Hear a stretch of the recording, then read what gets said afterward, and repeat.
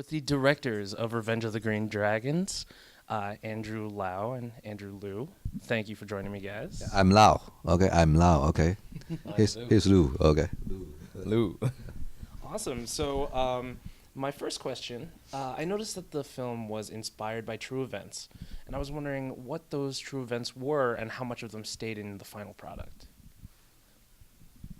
Well, so the genesis of this project is we were sent an article called "Revenge of the Green Dragons," and it was one of these sort of annals of crime exposés that you see in Vanity Fair and the New Yorker, and it was probably 25 pages of very sort of densely written investigative journalism about the rise and fall of the Green Dragon. So, most of the characters in our film, a lot of the events actually were directly taken from the original article. If you I don't know if you're familiar with the actual New Yorker article that the movie's based on, but it could have been 10 different films. It could have been a mini-series. There was just so much information. There were so many events. It was so violent that was probably the biggest task that we had. Just why it took us 2 years to get to a script that we started sending out. It was because it was making those choices and trying to whittle it down to a 90-minute version. Cool. So, how did Martin Scorsese get involved in this? And was he like a hands-on type of executive producer, or was he more of a mentor from afar type thing? Well, there's a couple of things. One is obviously there was a sort of deep connection between Andrew Lau, Infernal Affairs, and Martin Scorsese departed. So I think there was a real interest from the guys to somehow collaborate and to sort of do that creative thing together. And this was a project that came up, and we knew it was about gangs. We knew we were going to be shooting in New York City. And it just seemed like a real natural thing to see if there might be an opportunity to put the two guys together. Great. So besides Martin Scorsese, you guys had genre veterans like Ray Liotta and Jeff Pearson in the film. What was it like working with them? I mean, it's very normal. Yeah, because everywhere the same. Working with actors. I mean, it's easy. I mean, they are so helpful that they come to help. They have such. I mean, everywhere the same. It's easy. That just give them the script and then rehearsal and then just say roll and cut. That's simple. Yeah. Right. So on the flip side, you had a vibrant cast of young actors as well that are a little bit more on the comedic side of things, like Harry Shum Jr., Kevin Wu, and Justin Chon. I was wondering if they adapted to the more serious tone of the film fairly easily, or if they required a little bit more direction. Well, this actually raises a really good point as it relates to Green Dragons. That is during the casting process. Avi Kaufman was our casting director, and she's kind of a rock star in the world of casting. She's done all of Ang Lee's films, and she's done Jim Cameron's pictures.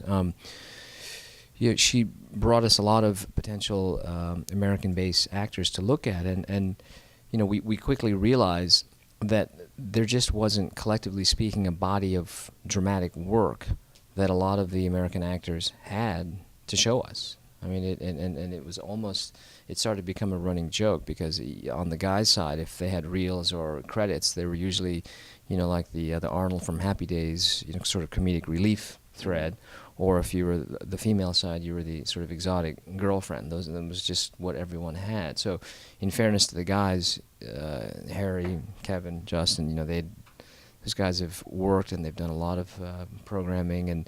But you're right, it was mostly sort of in the comedic realm. So it just required a little bit more, I think, just attention and time on our part to bring them in multiple times. We'd spent a couple of days with Kevin and Justin just hanging out, going to dinner and riding the subway, and it just was a little bit of a different casting process because there wasn't a body of work to help us make those choices. We almost had to really go out and meet them and spend time with them to get a sense of what was possible. Right. I mean, this time the actors is helpful. I mean, they they're so aggressive. I didn't see actors not that aggressive to want to do that characters. I mean, I still remember Calvin. He come to we meet in L.A. and he sent us a lot of tape that the rehearsal, that kind of things. Mm-hmm. And suddenly when we came to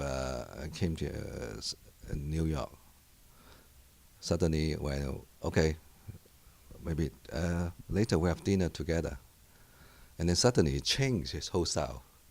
He make the head curly like the old days Green Dragon. I mean they are so involved that kind of things, and even Justin's always ask questions. Can I add like this or add like this? And even Harry, and they are so involved the projects. So that is good. I mean the actors care about that project. Right. So that's why we're very easy that to talk about the whole characters and work together. Cool. Well, seeing as you guys had so many funny guys around, what was life on set like in between takes? No, when we shoot, we are very serious. Very serious. Yeah, because we have limit of time. Right. I don't give too much energy for them. Oh, okay. Yeah, so they have to do a lot of preparation. Yeah, before in the set. Mm-hmm. Yeah, so after rap, of course, we have so good time to go to Right. bar to have drink, blah blah blah, that kind of things. But in the set, it's quite tense. I mean, I like to shoot the whole scene one time.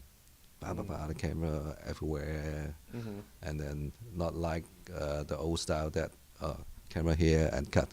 No, I mean, the camera where you sit there, pen there, and then go walk through all the set. Mm-hmm. This is quite hard for the actors and actresses, but this is I think it's good. I mean, the style is I want like that kind of things.